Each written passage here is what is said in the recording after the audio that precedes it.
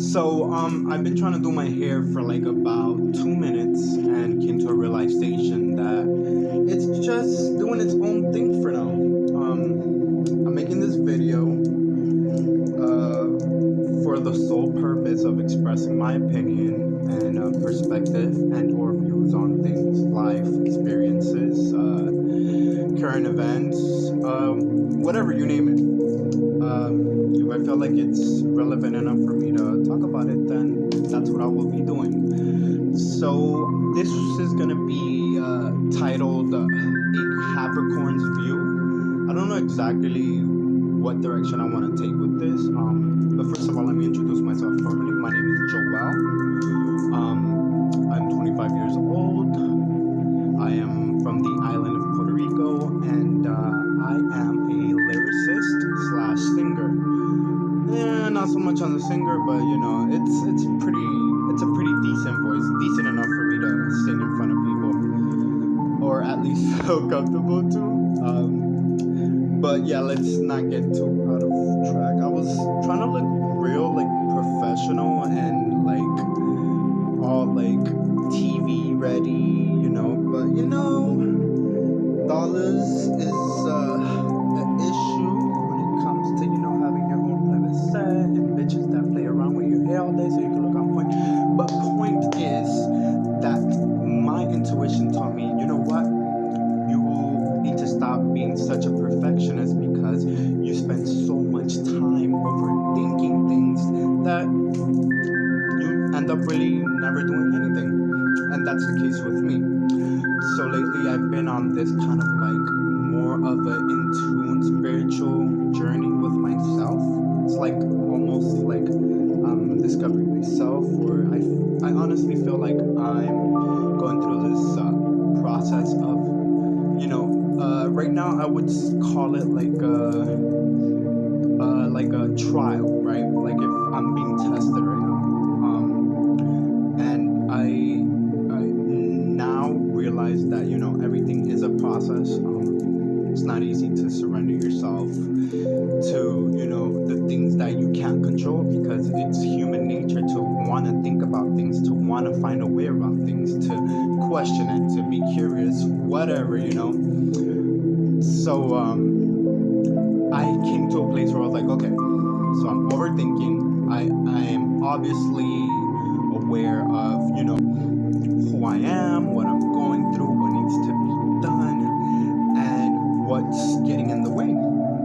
And from a Capricorn view right now, where I'm at in life, I am my own worst enemy at times. And I don't mean that literally. The reason why I say that is because at times, especially for me, from my experience, I tend to be in a state of almost trance-like thought-inducing like moment, but it happens often. It's not just one moment, because I'm always concerned about all the little details, and everything has to be exactly how I planned it, and it just gets so overwhelming and draining to the point where it's like I don't even know what I want anymore. I don't even know if I'm gonna do this anymore, or if is it worth it? I start questioning myself. Then that's when the insecurities come in, low self-esteem, depression, the whole 21. And for the most part, I've been pretty on top of my emotional and physical health. But lately, I've been coming into this rut where I just question everything. It's tough, especially when you feel like you don't have no one to talk to or vent to, or at least someone that's just gonna see eye to eye, or even pretend that they're listening to you. Because look, we are in a very, I would say, cold time in the human age. The reason why I say cold time because I feel due to society how it is now, and the advances in science that we have, things like computers and cell phones, and just basically finding a way to speed up life, almost in a sense, has made us lose sight of the value of the inner being of who a person is, their soul. It's like, I remember, I'm only 25, but there was a time where I ran around with my friends outside, played games till the sun came down, and I can't complain. I can say that I had a pretty good, productive childhood. But the point that I'm trying to get to is that these sciences and this technology that we are exposed to in today's day and age has, in a sense, made us a little bit more egocentric, in the sense that we don't have to work so hard anymore for, things like wanting to reach out to someone close in your life. They're just a phone call or a text message or video message away, And, if you really think about it, like about 20 years ago, or even a little bit lesser than that, there were no cell phones. If you wanted to get in contact with someone, you would either make a phone call and pray that they'd be home for them to hear the call and answer, or you'd send letters, and I feel like in those times there was a little bit more sense of humanity, more sense of community, unity, kind of like that intimate family moment. And yeah, kind of sucks, especially when you are someone who deliberates their thoughts very carefully, tries to calculate their approach on things, so that it's just, I like things to go smooth. I definitely value and respect a lot. So if there's other people involved, I try to put myself in other people's shoes. Look, sometimes I don't know how much. I'm sorry. Sometimes I don't even know how I can even process so much at once. But it's me. But overall,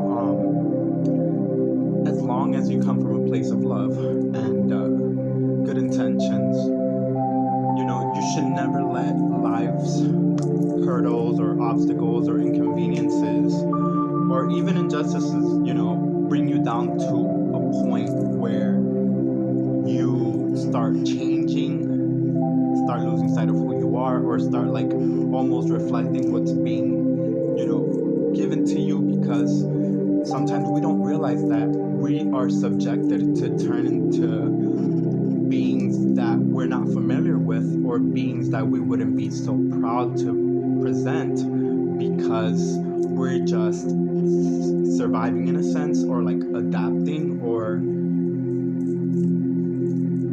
point blank is that I don't want to be in a position ever where I am jeopardizing who I truly am because of what other people, show or intend towards me, because I don't want to be on that level of arrogance, ignorance,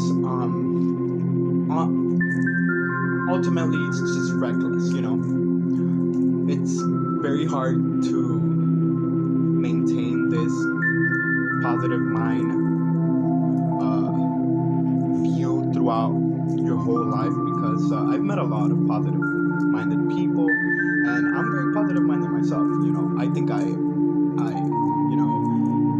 hang in there pretty well when dealt with life's obstacles and inconveniences. But ultimately, we're all human. There is going to be a moment where something affects us more than usual, or we dwell upon something more, or it all depends on what you're going through, what's in your mind, who's around you, and what you are feeding your being, whether it be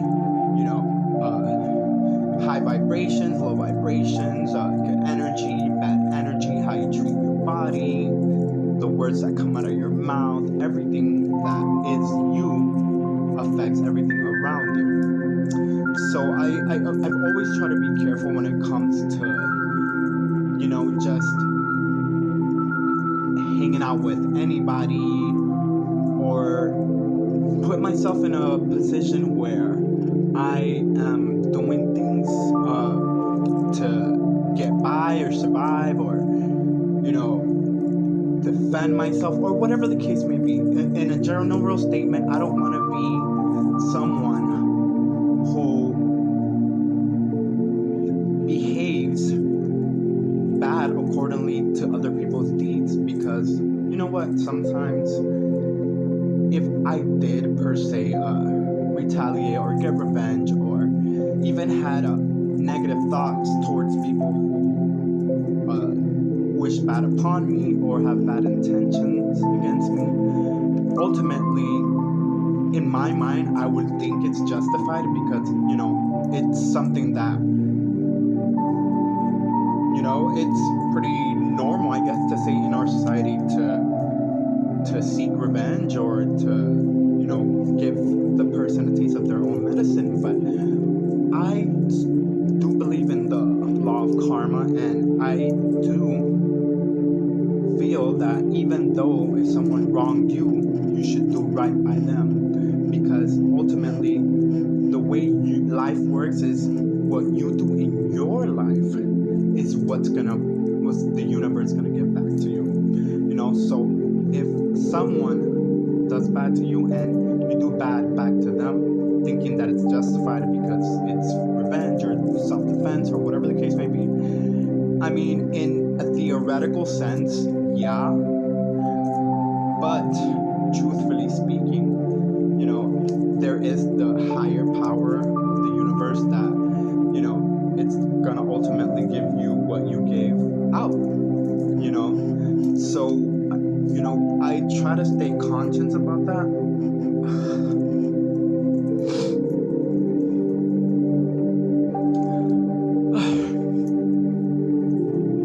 I've come to a place, God, there's so much I want to say in so little time. Okay, so let's go back.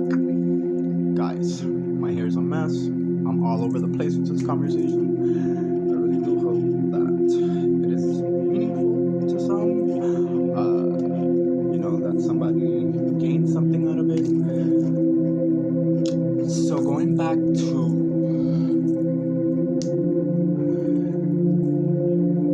there was a part in the beginning of the conversation that I said that sometimes it can be your own worst enemy. And what I was trying to say by that is, for example, in my experience, there's things in life that aren't good for you, or situations that involve other people that deep down that might not benefit you, or it's just not going to work out for you. But your heart at the moment, or you think your heart or whatever, is in this place of love and compassion and consideration and patience and all the beautiful things and birdies and cute little bunnies. But the truth is that no matter how we feel about everything around us, the reality around us doesn't change the reality. It is what it is, no matter how we see it, no matter how we perceive it. But it is going to affect us depending on how we let it affect us. So what I'm trying to say is I realized that I was in a mental state where I knew who I was, and I was content with myself as a person, and I didn't per se go out looking for love, but I realized that I am a very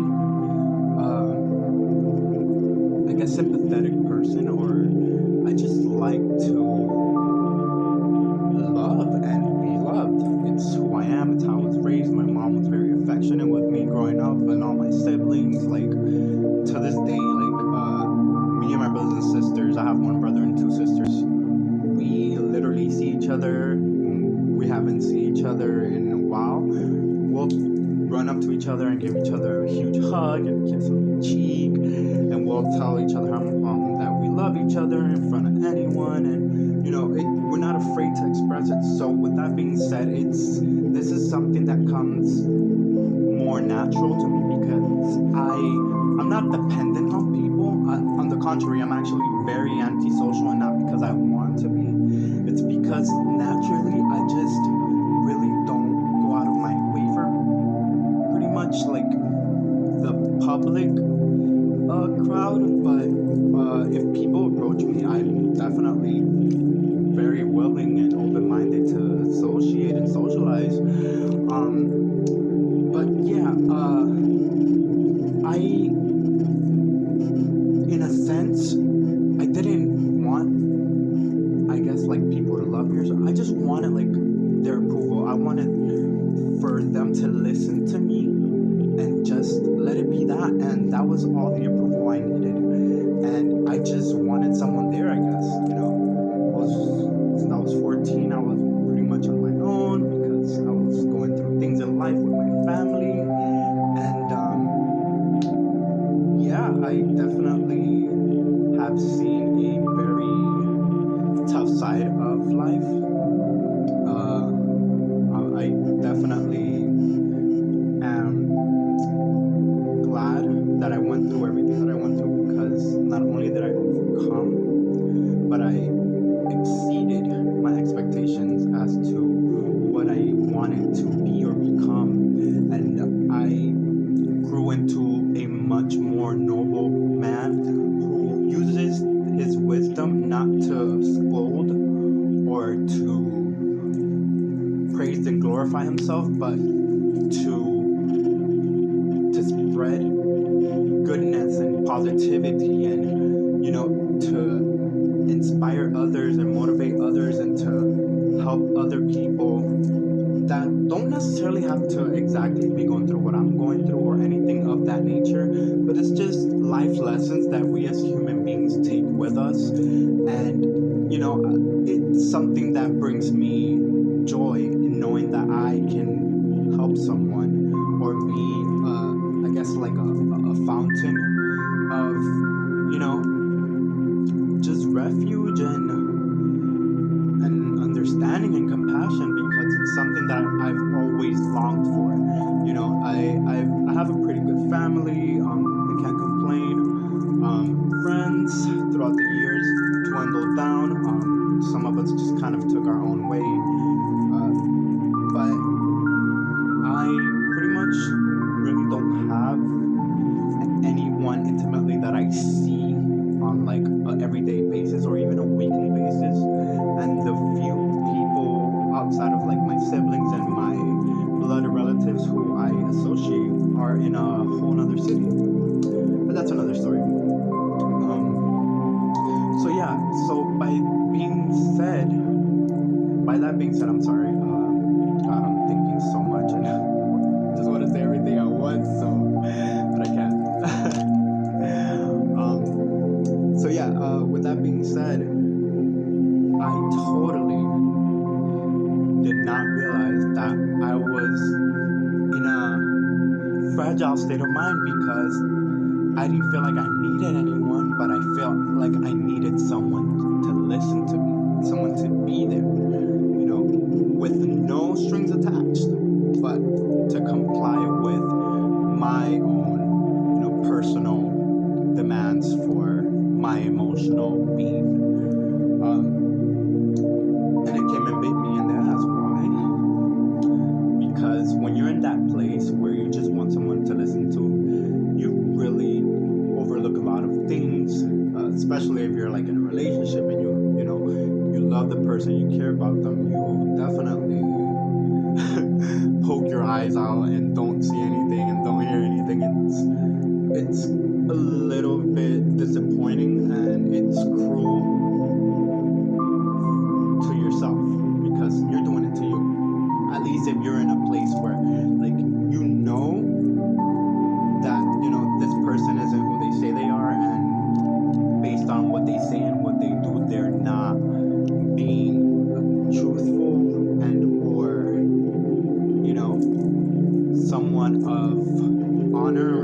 perfect, but that little feeling, it's not a little feeling, obviously, if you're overlooking all these red flags, but that feeling of wanting someone to be there, even though you don't see it that way, I guess, in a sense, we subconsciously manipulate ourselves to think that we're actually seeking one thing, but in reality, we have different motives for I don't know, but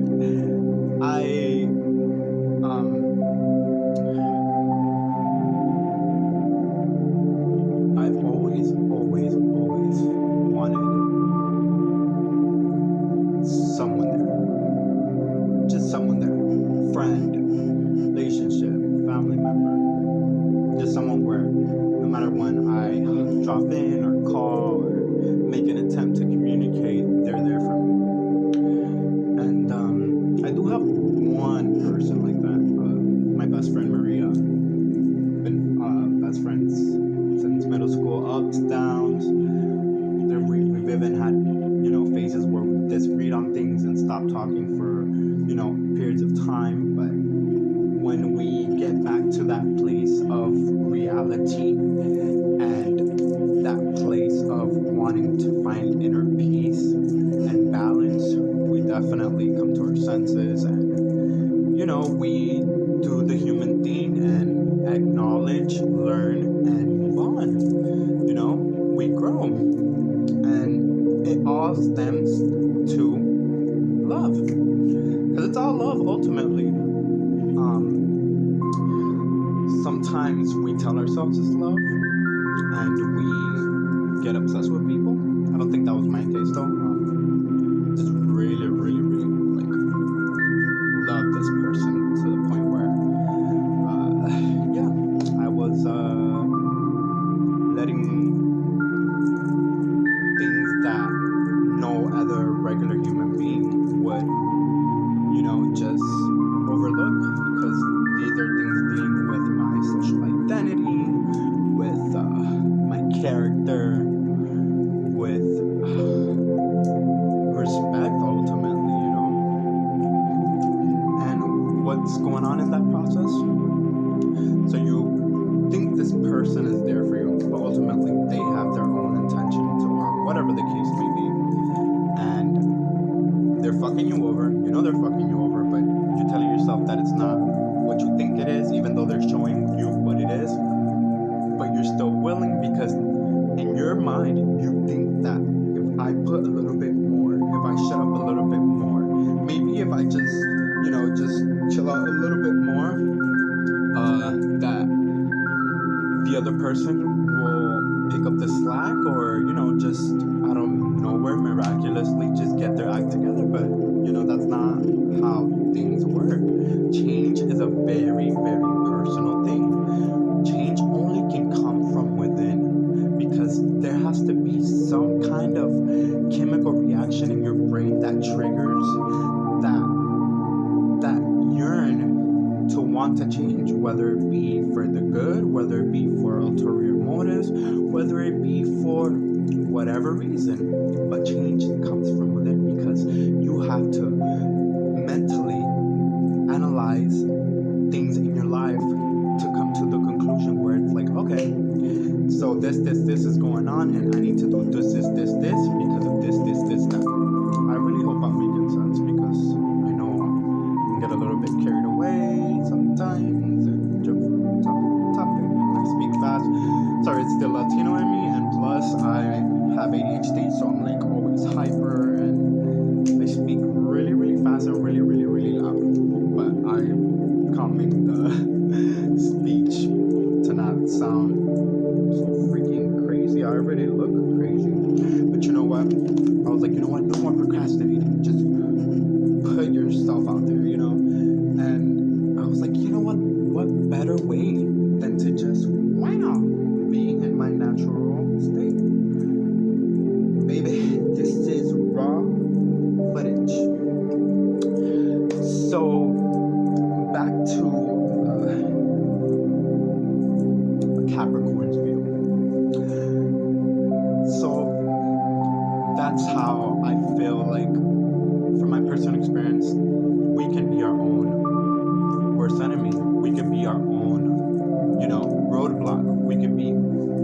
own reason why we aren't achieving what we want to achieve or getting to where we want to go.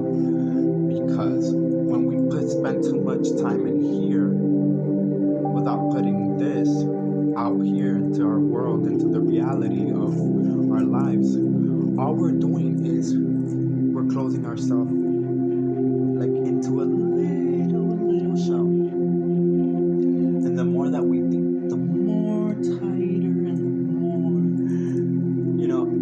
solid, the more lonely it gets, because it almost gets to a point where it's just like you feel like you're in quicksand and there's no way out, and the more you think, the more you drown, and there's no one that can help you, and it's negative thought after negative thought after negative thought until you get to a very dark place where you're probably not talking to anyone, probably eating a lot or not eating a lot, or sleeping a lot or not eating a lot. Or not sleeping a lot. And when you know what you've done, when you know what you have showcased in your behavior, just in general, when you know yourself and you are a responsible person for your life and for your actions and for your words, it gets to almost like a very pest-like annoyance, because you're having this huge battle and argument with yourself in your head of trying to convince yourself that this is good for you or that you should stick around, while the logical side of you, the one that is actually paying attention to the reality and not how you want to feel and see things, is arguing with that other side of you.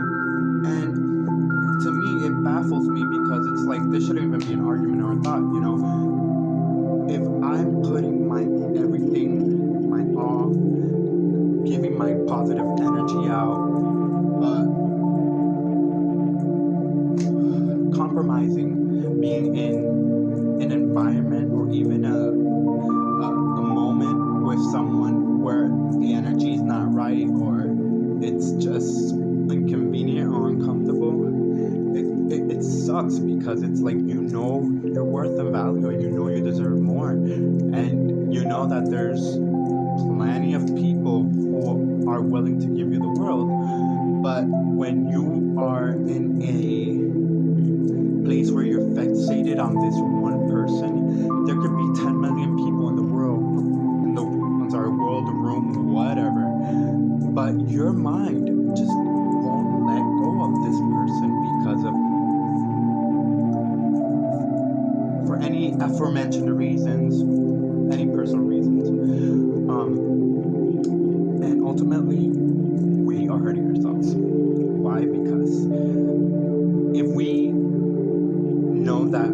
jump off a cliff knowing that we're gonna hit the ground and probably like die or like break all our bones, when we actually walk up to it and jump and do it,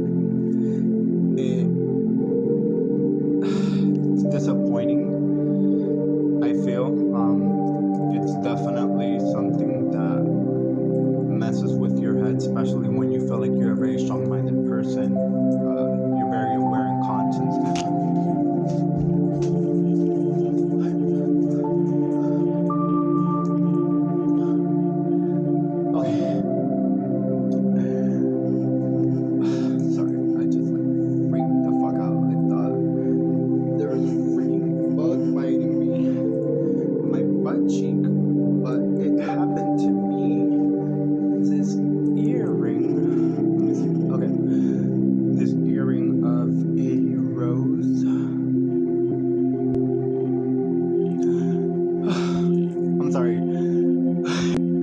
I have this terrible fear of bugs. I mean, I'm not really scared of bugs. It's just as soon as something crawls on me, I assume it's a spider, and I have arachnophobia. So it always works out very, very against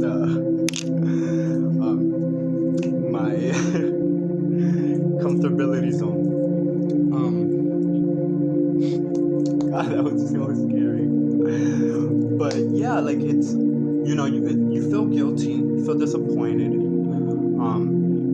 It almost feels like you're at the bottom of the barrel because you are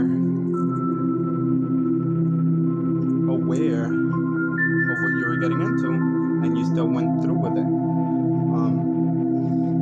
Definitely messes with your head. Makes you question who you are.